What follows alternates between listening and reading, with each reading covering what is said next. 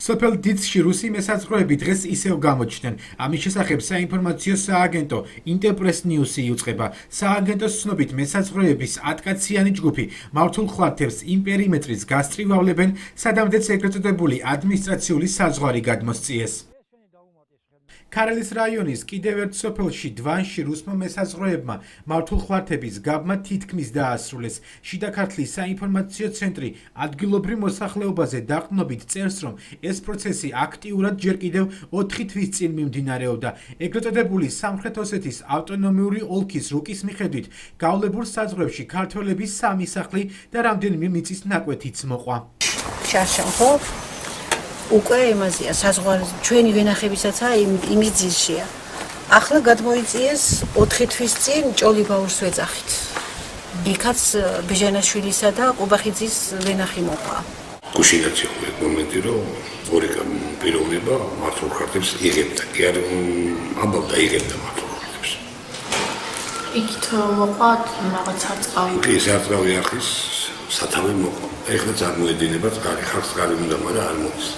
საოკუპაციო ზონაში შექმნილი ვითარება დღეს ევროსაბჭოს საპარლამენტო ასამბლეის პრეზიდენტის თბილისში გამართული შეხვედრების ერთ-ერთი თემა იყო. დავით უსუფაშვილთან შეხვედრის შემდეგ ჟან-კლოდ მინიონმა განაცხადა, რომ სოფელ დიცთან ადმინისტრაციული საზღვრის გადმოწევის საკითხზე სრულყოფილად ინფორმირებული ჯერ კიდევ არ არის, თუმცა პრობლემას აუცილებლად შეისწავლის. პარლამენტის თავმჯდომარე კი საერთაშორისო საზოგადოების მხრიდან აქტიური ნაბიჯების გადადგმას ელოდება. მე გამოვთქვი ჩემი ვარაუდი, რომ შესაძლოა ეს იყოს მცდელობა გარკვეული ძალების რუსეთის ხელისუფლების მხრიდან, რომ ხელი შეეშალოს იმ პირველ ნაბიჯებს დიალოგში, რაც საქართველოს და რუსეთს შორის დაიწყო. ეს არის ძალიან პირველი და ძალიან საწყისი ნაბიჯები, მაგრამ როგორც ჩანს, ეს ნაბიჯებიც კი აღიზიანებს გარკვეულ წრეებს კრემლში.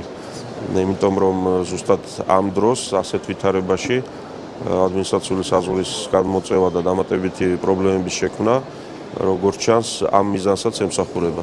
ამიტომ მე სტუმარს მოვახსენე, რომ ჩვენი საქართველოს ხელისუფლების პოლიტიკა ამ თვალსაზრისით იქნება პრინციპული, მაგრამ ფრთხილი.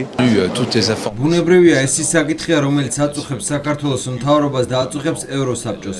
მე ვითხოვე, რომ ამაზე მეტი ინფორმაცია მომაწოდონ, რომ შემდგომში მოახდინო რეაგირება. აღნიშნულ საკითხზე ვესაუბრე რეინტეგრაციის მინისტრს, განათლების მინისტრს, ასევე პარლამენტის თავმჯდომარეს და მსურს მივიღო მეტი ზუსტი ინფორმაცია. მინიონს ეგრეთ წოდებული ადმინისტრაციული საზღვრის გასწვრივ შექმნილ ვითარებაზე ამომწურავი ინფორმაცია მიაწოდა საგარეო საქმეთა მინისტრმა. ამის შესახებ მაია ფანჯიკიძემ მასთან შეხვედრის შემდეგ განაცხადა. მისივე თქმით, ევროპის საბჭოს 1 და 2 დღეში ფაქტებზე რეაგირება არ შეუძლია. წარმოუდგენელია დღეს ქონდა შეხვედრა ვინმესთან, განსაკუთრებით საერთაშორისო ორგანიზაციის წარმომადგენელთან და არის საუბრო იმის შესახებ, რაც ხდება ეგრეთ წოდებული ადმინისტრაციული საზღვრის გასწვრივ.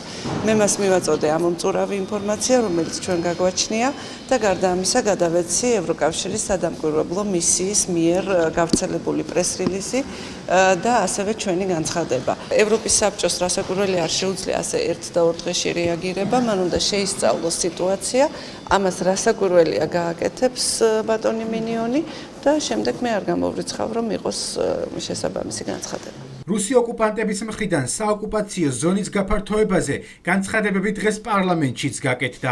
ეს ინფანტილური ტიტინი იმასთან დაკავშირებით, რომ კეთილი კრავი პუტინი ჩვენი ყიჟინით გავაბოროტეთ და გავამგელეთ, ახლა მაინც უნდა დაასრულოთ, განსაკუთრებით იმ ფონზე, რასაც ხედავთ ყოველდღიურად ოკუპირებულ ტერიტორიებზე ახალი მართულ ხვართების სახით, თუ რუსეთის სულ უფრო და უფრო ახალი განცხადებების სახით, რომლებიც ამბობენ, რომ არასდროს აფხაზეთის და სამხრეთ ოსეთის აღიარების გადაწყვეტილება არ შეიცვლება. მომხდარზე სრული პასუხისმგებლობა ეკისრება ოკუპანტ სახელმწიფოს რუსეთის ფედერაციას, რომელიც კვლავ აგრძელებს საერთაშორისო სამართლებრივი ნორმების დარღვევით საქართველოს ტერიტორიის სამხედრო ოკუპაციას.